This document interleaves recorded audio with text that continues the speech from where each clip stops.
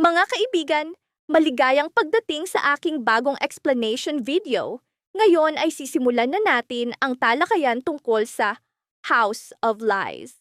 Kung nagustuhan ninyo ang video, huwag kalimutang mag-subscribe sa aming channel na Series Explained PH.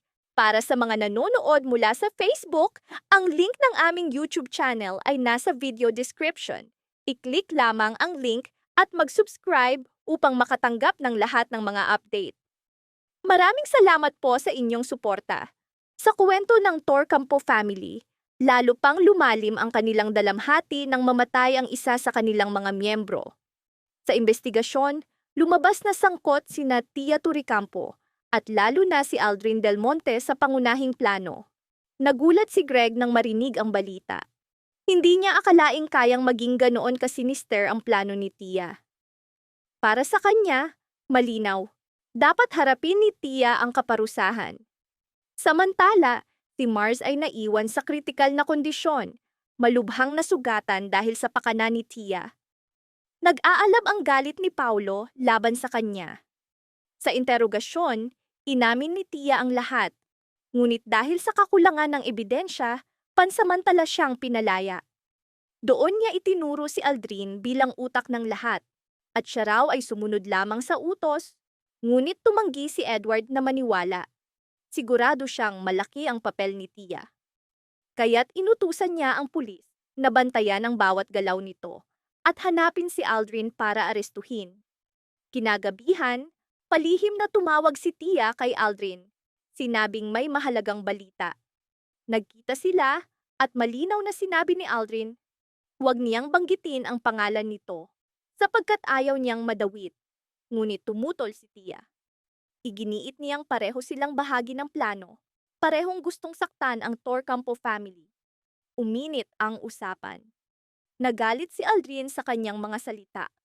Natakot si Tia, humihingi ng tulong. Ngunit sa huli, iniwan siya ni Aldrin, tumakas at pinabayaan. Lalong gumulo ang kwento ng pamilya. Sa likod ng bawat maskara, may pagtataksil, galit, at nakatagong katotohanan. Totoo bang sumunod lang si Tia sa utos ni Aldrin? O siya mismo ang tunay na halimaw sa likod ng plano? At si Aldrin, palaging nagkukubli sa anino hanggang saan niya kayang dalhin ang kanyang paghihiganti. Ilang sandali lang, hindi napansin ni Tia ang paparating na mabilis na sasakyan. Sa isang iglap, nabangga siya. Inakala ni Aldrin na patay na siya, kaya't iniwan ang katawan at tumakas. Ngunit hindi niya alam, ilang metro ang layo, muling huminga si Tia. Agad niyang tinawagan si Edward at nagmakaawa ng tulong. Dinala siya nito sa ospital. Ngunit dumating din ang pulis at inaresto siya. Umiiyak, nakiusap si Tia kay Edward na iatras ang kaso. Ngunit matatag si Edward. Alam niyang napatunayan na ang kanyang mga krimen. Sinabi niyang dapat harapin ni Tia ang hustisya, umaasang magbabago siya sa hinaharap. Pasensya na sa abala. Para sa mga gustong mamili online, maaaring i-click ang larawan sa itaas ng aming video at huwag kalimutang i-share ang video. Salamat sa inyong lahat. Sa huli, inamin ni Tia ang lahat at itinuro si Aldrin. Dahil dito, tinanggal si Aldrin bilang CEO ng kumpanya at ngayon hinahabol na siya ng batas. Sa kanyang galit, ibinaling ni Aldrin ang puot sa kanyang ama, si Walter. Inakusahan niya itong sinira ang kanyang buhay. Sinasabing nagkaroon ito ng relasyon kay Regina. Ngunit bago siya mamatay, ibinunyag ni Walter ang katotohanan sa anak. Matagal nang natapos ang kanilang relasyon.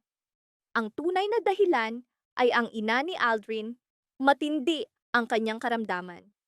Itinago ang sakit dahil ayaw niyang dagdagan ang pasanin ng anak na abala sa pag-aaral. At doon, unti-unting lumitaw ang madidilim na lihim ng Torcampo family.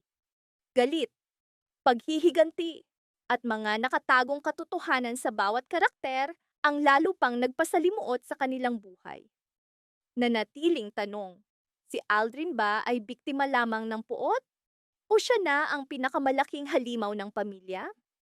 Maraming salamat sa panonood ng buong video. Para mapanood ang susunod na episode explanation, huwag kalimutang mag-subscribe sa Series Explained PH channel.